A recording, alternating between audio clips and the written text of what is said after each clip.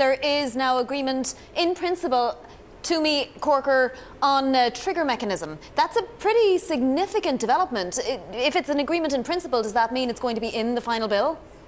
Well, it's not totally a foregone conclusion that there will be this trigger for, raising taxes if economic growth targets aren't met in the bill, but it's a really strong likelihood that it will be. So they're working on that and figuring out the final details, and that's critical to not only get Bob Corker on board, but also some of these other deficit hawks. Jeff Flake of Arizona, James Langford of Oklahoma, they have really been pushing for this, saying, look, we need to make sure that we're not going to be blowing up the deficit in a couple years if the tax bill doesn't work out exactly like we're planning.